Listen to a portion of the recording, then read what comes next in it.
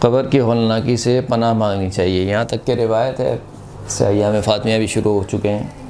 بیوی نے وصیت کی تھی مولا کائنات کو، قالت اذا انا مت فتولی انت غسلی وجاہزنی وصلی علی وانزلنی قبری والحدنی۔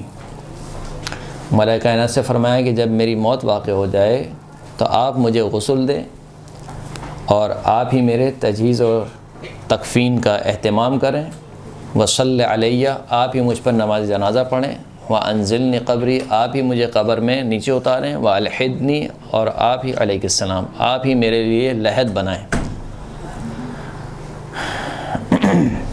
وصب التراب علیہ اور آپ ہی میری قبر پر مٹی ڈالیں، وجلس عند رأسی قبالۃ وجہی اور اے امیر المؤمنین جب میری قبر کو بنا چکیں، قبر کو ڈھانپ چکیں مٹی سے، تو آپ میری قبر پر سر کے جانب بیٹھ جائیں، فاکثر من تلاوت القرآن اور کیا کریں، جتنا ہو سکے قرآن مجید کی تلاوت کریں، جتنا ہو سکے میرے لیے قرآن مجید کی تلاوت کریں، والدعا جتنا ہو سکے میرے لیے دعا کریں، فإنها ساعة يحتاج الميت فيها إلى أنس الأحياء کیونکہ یہ وہ گھڑی ہے کہ جہاں پر میت کو بہت زیادہ ضرورت محسوس ہوتی ہے اپنوں کی، زندوں کی، یعنی جب شخص زندہ ہوتا ہے ہم اس کے ساتھ بہت اپنائیت دکھاتے ہیں، لیکن اس کو جو سب سے زیادہ آپ کی ضرورت ہے مرنے والے کو وہ یہ وقت ہے، قبر میں جب اس کو اتارا جا چکا ہے اور قبر میں اتارنے کے بعد آپ نے اس کی قبر کو بند کر دیا ہے،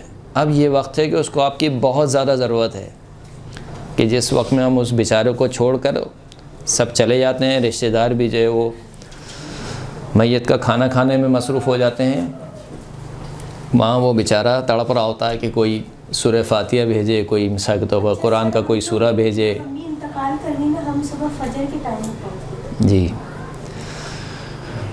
تو یہ وہ گھڑی ہے جو کہ سب سے زیادہ جس میں جو ہے وہ انسان کو ضرورت ہوتی ہے زندوں کی کہ وہ ان سے انس حاصل کرے۔ اسی لیے جو ہے وہ ایک اور روایت میں مولا کائنات امیر المؤمنین علی ابن ابی طالب علیہ السلام فرماتے ہیں کہ یا عباد اللہ ما بعد الموت لمن لا یغفر له اشد من الموت القبر۔ فرماتے ہیں کہ اے اللہ کے بندو، موت کے بعد اس شخص کے لیے کہ جس کو بخشا نہ گیا ہو، جس کے گناہ بخشے نہ گئے ہوں، موت کے بعد سب سے زیادہ شدید ترین مرحلہ قبر کا ہے، یعنی موت کا ایک مرحلہ یہ خود بہت شدید ترین مرحلہ ہے، جسے سکرۃ الموت سے تعبیر کیا ہے قرآن مجید میں بھی، موت کی ہولناکی اور موت کی سختی یا موت کی غشی جسے کہا جاتا ہے، یہ بہت سخت مرحلہ ہے، اور اس مرحلے کے بعد اگر اس کے گناہ نہ بخشے گئے تو مولا فرماتے ہیں کہ اس مرحلے کے بعد جو موت سے زیادہ سخت مرحلہ ہے وہ کون سا ہے؟ قبر کا مرحلہ ہے، یا برزخ کا، وہی قبر کا مرحلہ۔ فاحذروا ضیقہ وضنکہ وظلمتہ، پس اپنے قبر کی تنگی سے ڈرو، یعنی تمہاری قبر بہت تنگ ہے، وضنکہ اور جو قبر کی گھبراہٹ ہے اس سے ڈرو، وظلمتہ قبر کی تاریکی سے ڈرو، وغربتہ قبر کی جو غربت ہے، غربت سے کیا مراد ہے یہاں پر؟ تنہائی، قبر کی تنہائی سے ڈرو۔ ان القبر یقول کل یوم انا بیت الغربہ، قبر جو ہے وہ ہر روز کہتی ہے کہ میں تنہائی کا گھر ہوں، انا بیت الوحشہ میں وحشت کا گھر ہوں، انا بیت الدود میں کیڑوں کا گھر ہوں، والقبر روضۃ من ریاض الجنہ او حفرۃ من حفر النار، قبر جنت کے باغوں میں سے ایک باغ بھی ہو سکتی ہے اگر ہمارے اعمال اچھے ہوں، اور قبر جہنم کے کنووں میں سے ایک کنواں بھی ہو سکتی ہے اگر ہمارے اعمال اچھے نہ ہوں۔ پھر مولا فرماتے ہیں کہ وَإِنَّ مَعِيشَةَ الضَّنْكَ الَّتِي حَذَّرَ اللَّهُ مِنْهَا عَدُوَّهُ عَذَابَ الْقَبْرِ، فرماتے ہیں کہ وہ تنگ زندگی کہ جس کے بارے میں خدا کریم نے قرآن مجید میں ارشاد فرمایا کہ فَمَنْ أَعْرَضَ عَنْ ذِكْرِي فَإِنَّ لَهُ مَعِيشَةً ضَنْكَ، جو شخص بھی میرے ذکر سے روح گردانی کرتا ہے، منہ موڑتا ہے، اس کے لیے بہت تنگ زندگی ہے، معیشتاً ضنکا یعنی ایک انتہائی گھٹن والی زندگی ہے۔ مولا فرماتے ہیں کہ وہ گھٹن والی زندگی کیا ہے؟ عذاب القبر، وہ قبر کا عذاب ہے۔ انہ یسلط علی الکافر فی قبرہ تسعۃ و تسعین تنین، انہ یسلط علی الکافر فی قبرہ تسعۃ و تسعین تنین، خداوند کریم کافر کی قبر پر 99 ایک ایسا جانور، تنین ایک ایسے جانور کو کہتے ہیں جو ڈریگن ٹائپ کا ہوتا ہے، یعنی جس کے زبان جو ہے وہ سانپ کی جیسی ہوتی ہے، جس کا ڈنک اور پیچھے سے وہ گھوڑے کی طرح کا ہوتا ہے، اس کو تنین کہا جاتا ہے عربی میں۔ کا 99 یہ جانور مسلط کرتا ہے، فینحش لحمہ ویکسر عظمہ، یہ جو جانور ہے یہ کیا کرتا ہے، اس کا گوشت کھاتے رہتا ہے اور اس کی ہڈیوں کو توڑتا رہتا ہے۔ وَيَتَرَدَّدُ عَلَيْهِ كَذَلِكَ إِلَى يَوْمِ يُبْعَثُونَ، کب تک یہ کام کرتا ہے؟ جس دن اس کو دفنایا ہے اس دن سے لے کر جب اس کو اٹھایا جائے گا، ہر روز یہ کام ہوتا رہتا ہے، یعنی ہر روز یہ آتا ہے، ہر روز یہ جانور اور اس کے گوشت کو کھاتا ہے اور اس کے ہڈیوں کو توڑتا ہے۔ لو ان تنینا منہا نفخ فی الارض لم تنبت زرعا، یہ تنین کیسا ہے، یہ جانور کیسا ہے؟ کہا ہے یہ جو تنین جانور ہے اگر یہ زمین پر، ہماری روئے زمین پر صرف ایک پھونک مار دے، کیا کرے؟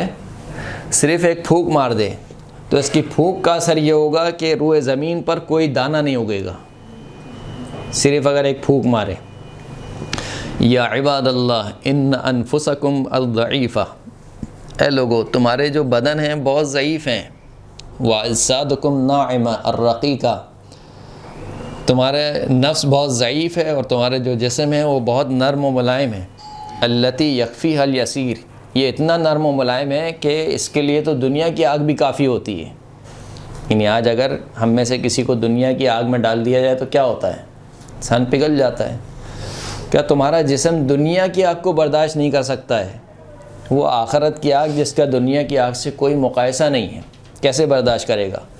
تضعف عن ھذا، مولا کائنات ڈرا رہے ہیں کہ دیکھو یہ جو تمہارا بدن ہے، تمہارا جو جسم ہے بہت نرم و ملائم ہے، جو دنیا کی آگ کو برداشت نہیں کر سکتا ہے، تمہیں ڈرنا چاہیے قبر کی آگ سے اور قبر کے عذاب سے۔ امالی توسی میں اس روایت کو نقل کیا گیا ہے، البتہ جو کتاب منازل الآخرہ اس کتاب کو پڑھنا چاہیے ہر روز، بلکہ سونے سے پہلے اس کتاب کو بغل میں رکھنا چاہیے، ہر روز اس کا ایک صفحہ پڑھنا چاہیے۔ جی 3 دن سے میں رومین کو دیکھ رہی ہوں، آج میرے میاں ڈانٹ رہے تھے تو میں اتنا یہ سب کر رہی ہوں جو کہ مجھے تو بہت ڈر لگ رہا ہے۔ استغفر اللہ ربی واتوب الیہ۔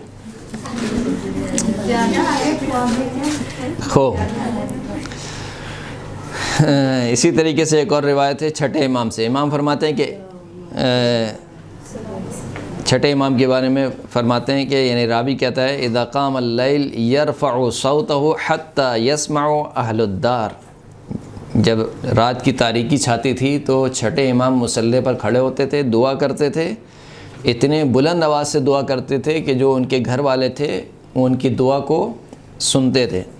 دعا کیا کرتے ہیں امام؟ یقول، امام دعا کرتے ہیں اللہم اعنی علی حول المطلع، پروردگار میری مدد فرما قبر کی ہولناکی سے، ووسع علی ضیق المضجع، پروردگار جو قبر کی تنگی ہے اس کو لیے میرے لیے کیا کر دے، گشادہ کر دے، وارزقنی خیر ما قبل الموت، موت سے پہلے جو چیز بہترین ہے وہ مجھے عطا فرما، وارزقنی خیر ما بعد الموت، موت کے بعد جو چیز سب سے بہتر ہے وہ میرے لیے عطا فرما۔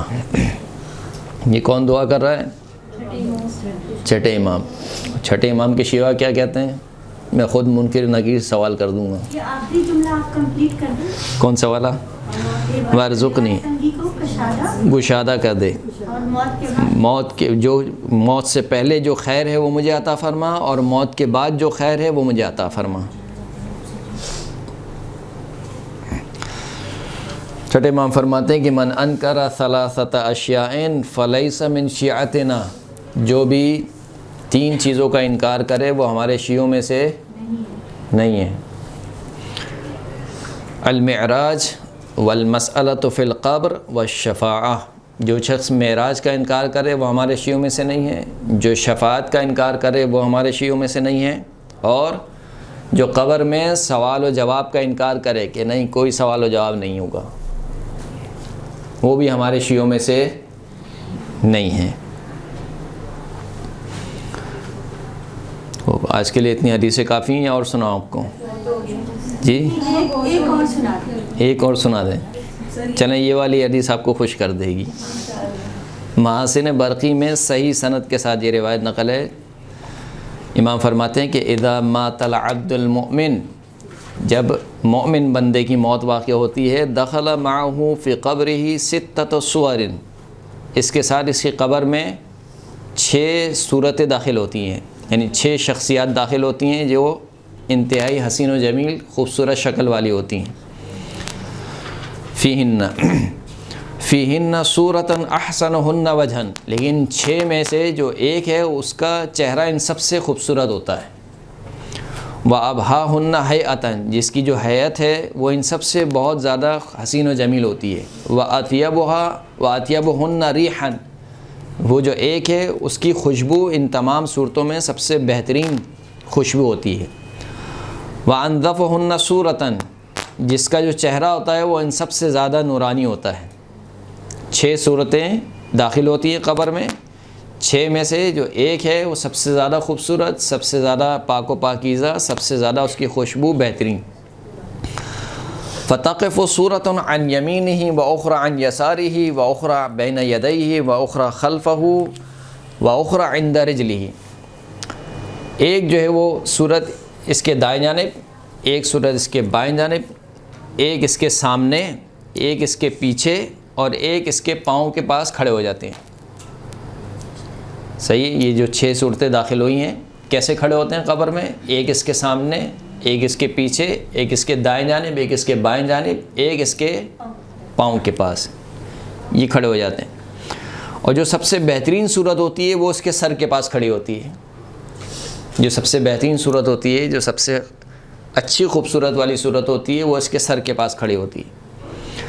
فَإِنْ أُوتِيَ عَنْ يَمِينِهِ مَنَعَتْهُ الَّتِي عَنْ يَمِينِهِ، بس اگر کوئی عذاب داخل ہونا ہوتا ہے دائیں جانب سے تو جو صورت دائیں جانب والی کھڑی ہوتی ہے وہ کہتی ہے، منع کرتی ہے کہ نہیں اس مومن پر عذاب نہیں آنا چاہیے۔ شمال کی جانب سے اگر کوئی عذاب آنے والا ہوتا ہے تو شمال کی جانب سے جو کھڑی ہوتی ہے، یعنی الٹے ہاتھ کی طرف جو صورت کھڑی ہوتی ہے وہ منع کرتی ہے کہ نہیں اس مومن پر کوئی عذاب نہ آئے۔ پیروں کی جانب سے اگر کوئی عذاب داخل آنے والا ہوتا ہے تو پیروں کی جانب سے جو صورت کھڑی ہوتی ہے وہ منع کرتی ہے کہ نہیں اس مومن کو کوئی عذاب نہ پہنچے۔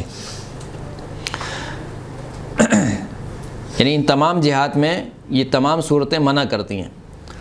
قال فتقول احسن صورة فإن أوتي عن يمينه منعته التي عن يمينه ثم كذلك إلى أن يؤتي من الجهات الست فتقول احسنهن صورة ومن انتم جزاكم الله عني خيرا، جو سب سے بہترین صورت ہوتی ہے جس کی وہ ان 5 صورتوں سے پوچھتی ہے کہ تم کون ہو، یعنی تمہارا اس میت سے کیا تعلق ہے کہ تم اس میت کے متعلق کہہ رہی ہو کہ نہیں اس کو عذاب نہیں آنا چاہیے۔ فتقول، پس جو دائیں جانب کھڑی ہوتی ہے وہ کہتی ہے کہ انا الصلاۃ، میں اس کی نماز ہوں۔ جو بائیں جانب کھڑی ہوتی ہے وہ کہتی ہے کہ انا الزکوٰۃ، میں اس کی زکوٰۃ ہوں۔ جو اس کے سامنے کھڑی ہوتی ہے وہ کہتی ہے انا الصیام، میں اس کا روزہ ہوں۔ جو اس کے پیچھے کھڑی ہوتی ہے وہ کیا کہتی ہے انا الحج والعمرہ، میں اس کا حج اور عمرہ ہوں۔ اور جو اس کے پیر کی جانب کھڑی ہوتی ہے کہتی ہے انا بر من وصلت من اخوانک، میں اس کی وہ نیکی ہوں کہ جو اس نے اپنے بھائیوں کے ساتھ دینی برادران کے ساتھ انجام دی ہے۔ ثم یقولن من انتی فانتی احسننا وجھا واطیبنا ریحا وابہانا حیئتا، پھر یہ 5 کی 5 صورتیں اس جو سب سے زیادہ خوبصورت ہوتی ہے اس سے پوچھتے ہیں کہ تم کون ہو، تم ہم سب میں سب سے بہترین خوشبو رکھتی ہو، تم ہم سب میں تمہاری صورت سب سے زیادہ بہترین ہے۔ فتقول، تو وہ 6ٹھی صورت کیا کہتی ہے آپ کے خیال میں کیا کہتی ہوگی؟ انا الولایۃ لآل محمد صلوات اللہ علیہ اجمعین، صلی علی محمد و آل محمد. میں ولایت محمد اور آل محمد ہوں. صحیح ہے. یہ چھٹے امام سے چھٹے اور پانچویں یعنی احدہما، جب احدہما کا لفظ آتا ہے روایت میں تو اس کا مطلب ہوتا ہے کہ یا چھٹے امام سے یا پانچویں امام سے. لیکن اس کی سند کہتے ہیں کہ صحیح سند ہے، محاسن برقی کی روایت ہے. تو ایک جانب سے نماز، ایک جانب سے روزہ، ایک جانب سے حج و زکوٰۃ، اور ایک جانب سے ولایت محمد اور آل محمد.